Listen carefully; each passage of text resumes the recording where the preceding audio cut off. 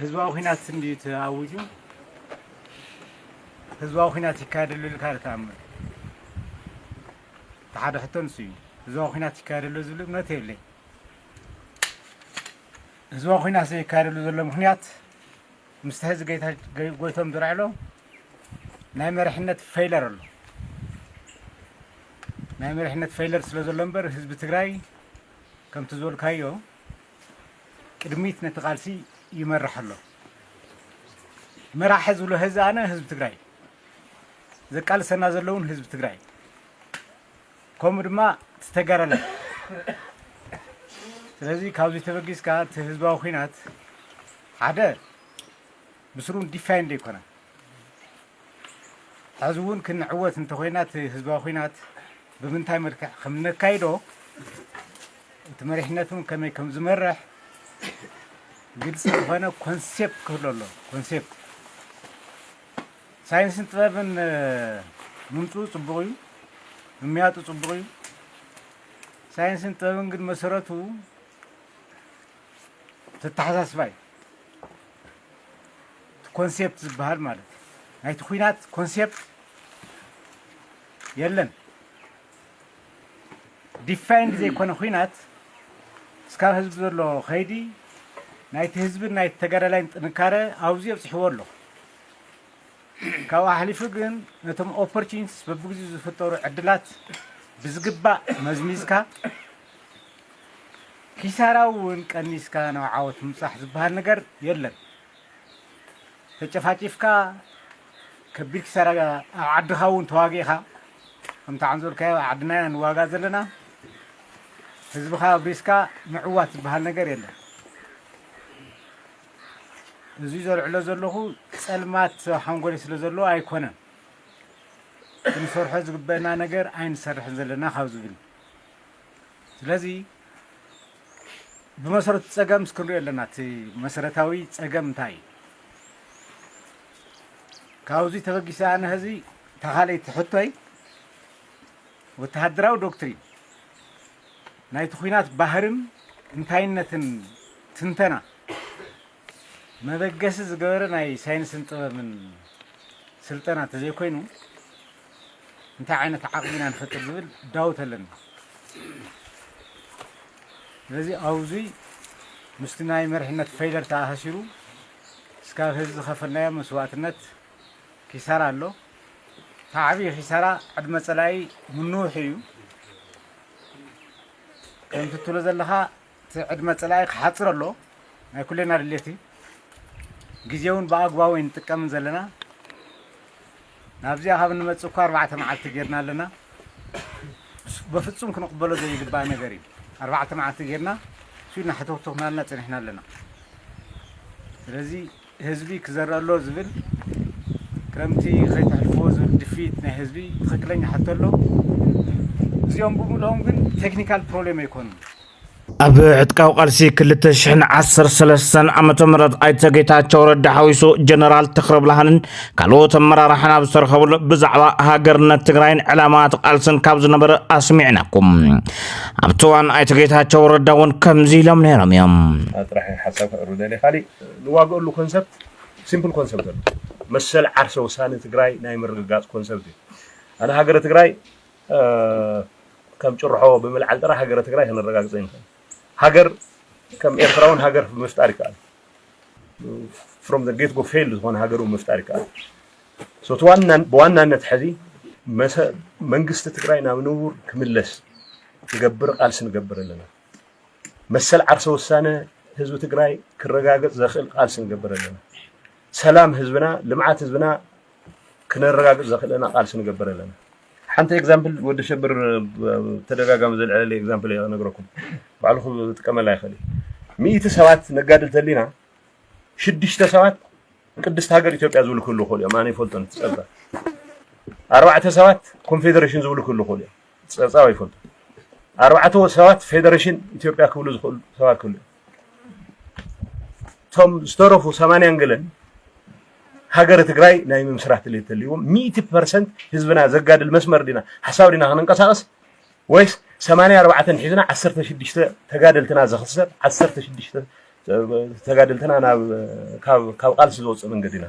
ሶ መሰል ዓርሶ ወሳነ ህዝብ ትግራይ ንኩሉ ህዝብና 100% ከንቀሳቀስ ኮንሰፕት እናሎ ኣብዚ ሕዚ ሰዓት ከምቲ ዝተባለ ናይ ዲፕሎማሲ ዲስካውንት ክንጎረ ይንኸል ኣብ ዓለም በይና ነበር ክንነበር ይንኸል ብናተይ እምነት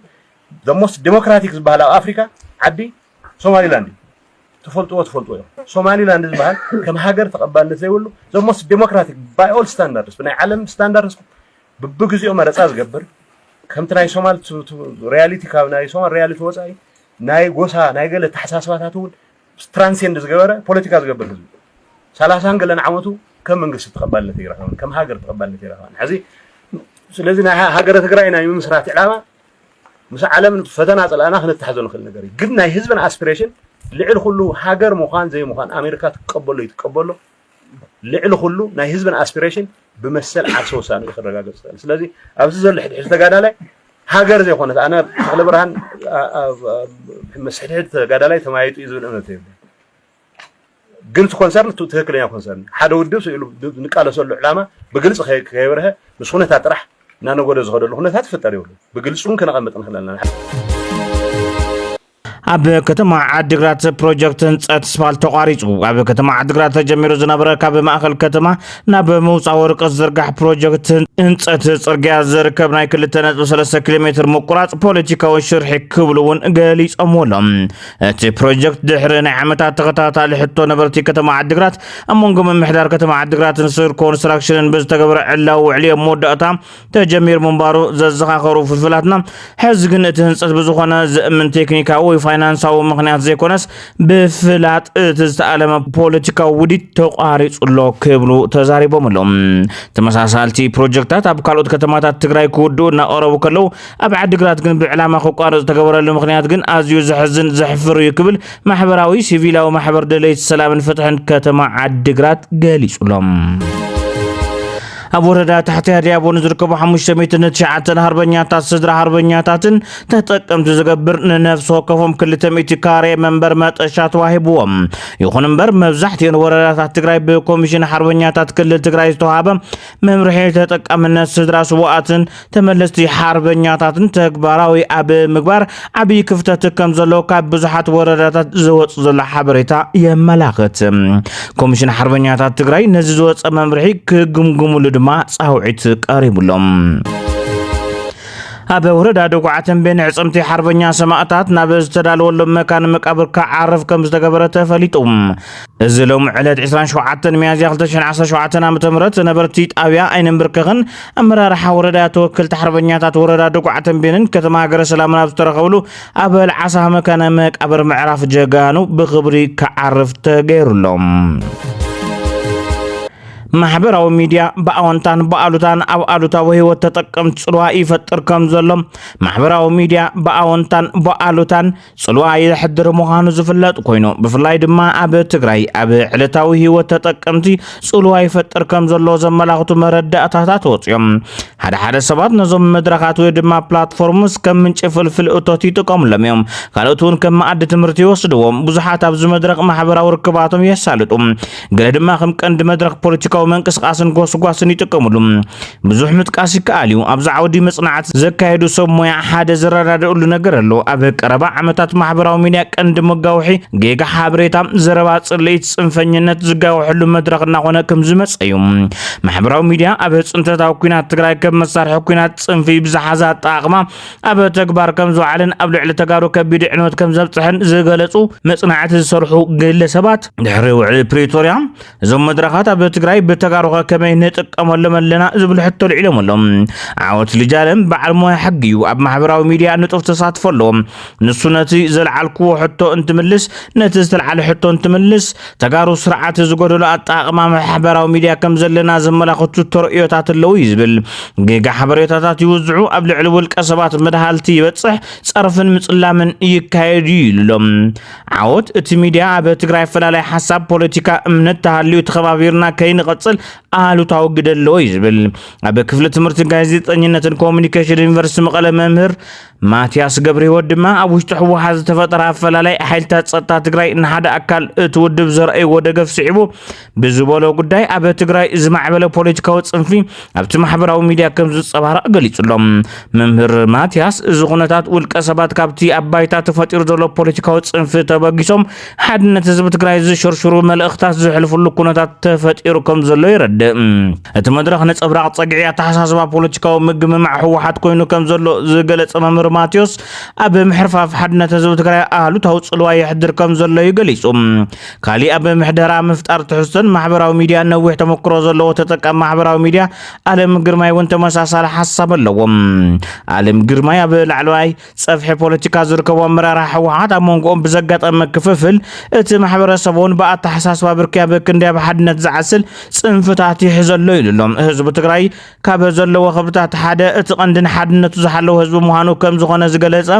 ነዚ ትሕዝቶ ሓሳቦም ዝሃቡ ድማ እቲ ኣብ ማሕበራዊ ሚድያ ኣሎ ዝብልዎ ጽንፊ ዝሓዘ ሓድነት ህዝቢ ትግራይ ዝዘርግ ዘሎ ኣጠቓቕማ ማሕበራዊ ሚድያ ዝጸንሕ እንተኾነ እውን ብኣውርኡ ነጸብራቕ እቲ ኣብ ውሽጢ ውድብ ሕወሓት ዝተፈጠረ ምፍንጫል ስዒቡ ከም ዝተፈጠረ ግን ይኣምኑ እዚ ፖለቲካዊ ኣፈላላይ ኣብ ማሕበራዊ ሚድያ ብዝተሰርሐ ስራሕ ከባቢያውነት ሒዙ ከም ዘለውን ይግንዘቡ መምህር ማቴዎስ ኣብ ማሕበራዊ ሚድያ ብውልቀ ሰባት እንቃሕቲና ብዝብሉ ወገናትን ብጽሑፍ ኮነ ብተንቀሳቓሲ ምስሊ ዝውዛዕ ሓበሬታ ከየጻርየ ዝቕበል ተጠቃሚ ማሕበራዊ ሚድያ ብዙሕ ይኸውን ከም ዘሎ ገሊጹ እዞም ማሕበራዊ ሚድያ ዝዝርግሑ ሓበሬታታት ብቴሌቪዥን እውን ዝፍነወሉ ኩነታት ኣሎ ኢሉሎም ኣብ ሚድያ ቀሪቡ ሓበሬታ ዝሕልፍ ሰብ ከም ጋዜጠኛ ዝውሰድን መሰረታዊ ኣፍልጦ ሚድያ ዘይብሉ ብዙሕ ሰብ ነቲ ዝዝርግሑ ሓበሬታ ከየጻርየ ክቕበል ይረአ ከም ዘሎ ድማ ኣረዲኡ ሓድነት ህዝቢ ትግራይ ከም ሕልፍዋን ጥንኩር ዘሎ ኮይኑ ዝስምዖም ገለ መራሕቲ ውድባትን ሓለፍቲ መንግስትን ነቲ መሬት ዝፍጠር ዘሎ ምሕርፋፍ ሓድነት ዘይተገንዘቡን ናብ ንቡር ንምምላስ እውን ብዙሕ ስራሕ ከም ዝሓትትን ከም ዘይተረድኡን የመላኽት ዓወት ልጃኖም ኮነ ዓለም ግርማይ እውን ከየጻርየ ዝረኸቡ ሓበሬታ ዝቕበል ተጠቃሚ ማሕበራዊ ሚድያ ከም ዘሎ እዮም ዝኣምኑ ዓወት ልጃለም ብቐንዱ ተጠቀምቲ ዝረኽብዎ ሓበሬታ ሓቃውነቱ ክሓቱን ከጻርዩን ከም ዘለዎም እዩ ዘምዕድ ኣብ ማሕበራዊ ሚድያ ዝጥቀም ውልቀ ሰብ ንጹር ማንነቱ ኣድራሻን ምፍላይ ተተኻኢሉ ብማሕበራዊ ሚድያ ኣብ ልዕሊ ውልቀ ሰባትን ትካላትን ዝበጽሕ ጸርፊ መጸለምታን ብናይ ገበን ተሓታትነት ናብ ሕጊ ክቐርብ ከም ዝኽእል እውን ኣመላኺቱም ንሱ እቲ ሚድያ ዘለዎ ረብሓታት ክንመዝመዝ ከም ንኽእል ኣብ ዝብል ትኹረት መድረኻት ብምድላው ምልዛብ ከም ዘድልማ ኣገንዚብሎም ኣብቲ መድረኽ ጽዑን ተፈጠርቲ ምዝበሃሉ ውልቀ ሰባትን ትካላትን ዝተፈላለዩ መድረኻት ከካይዱ ኣለዎም እውን ኢሎም ዓለም ሕብረተሰብ አንቃሕቲ ናይ ዝበሃሉ ወገናት ሓበሬታ እናወሰደ ናብ ሸለው ለጋ ይኣቱ በምህላው መንግስቲ ዝወነን ማሕበራዊ ሚድያታት ነቲ ግዜ ብዝምጥን ኣገባብ ቀደማይን ጽጹይን ሓበሬታ ከባ ኣለዎን ኢሎም በመንግስታዊ ሚድያታት ጌጋ ሓበሬታታት ኣብ ምቅዳዕ ተዘይተሰሪሕሉ አንቃሕቲ ወይ ተማጎት ሰብኣዊ መሰሊና ዝብሉ ወገናት በብዝመሰሎም ዝርብሑልን መዳይ ዘይጠቕሙ ሓበሬታታት ብምፍናው ንመንግስቲ በሊጾም ቀዲሞም ህዝቢ ደንገርገር ብምባል እቲ ዘሎ ኣፈላላይ ብምስፋሕ ናብ ዘይንወፁ ዓዘቕቲ ክንሽመም ክገብሩ ይኽእሉ እዮም ኢሉ መምህር ማቴዎስ ብቐንዱ እቲ ኣብ ማሕበራዊ ሚድያ ዘሎ ጽንፊ ዝሓዘ ኣጠቓቕማ ክዕረ ዝኽእል እቲ ተፈጢሩ ዘሎ ፖለቲካዊ ምትፍናን መፍትሒ ክረክብ እንተኽእል እዩ ዝብል እተን ስሩዓት መራኸብቲ ሓፋሽ ኣብ ማሕበራዊ ሚድያ ዘለወን ግደ ክዕብያ ኣለወን ዝበለ መምህር ማቴዎስ ገብረህይወት ነቲ መድረኽ ዝመጥን ስትራቴጂ ማሕበራዊ ሚድያ ብምሓዝ ሓሳባት ከጓንያ ዝተፈላለዩ ሓሳባት ከተኣናግድ ብሓላፍነት ኣጀንዳ ክቐርጻ ከም ዘለወን ኣመላኺቱሎም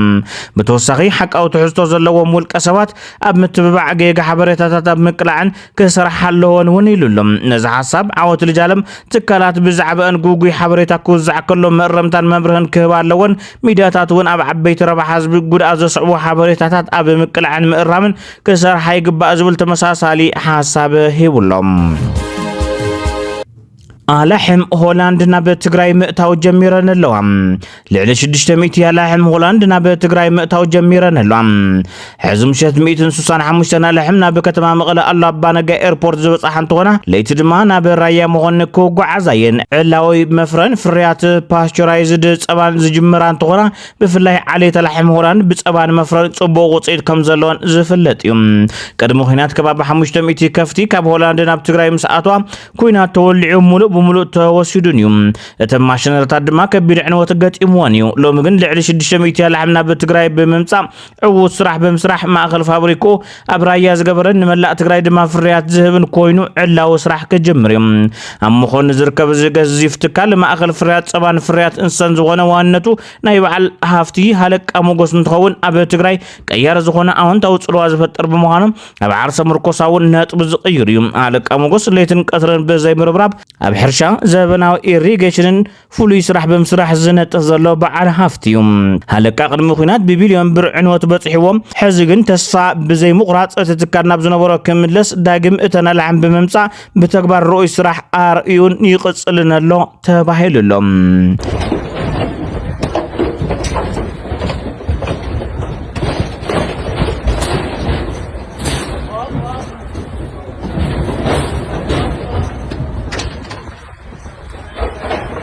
ክብራት ኸታተልትና ንምክታልኩም አመስግና ሰላም ንኹሉ ወዲ ሰብ ሰላም ንህዝብ ትግራይ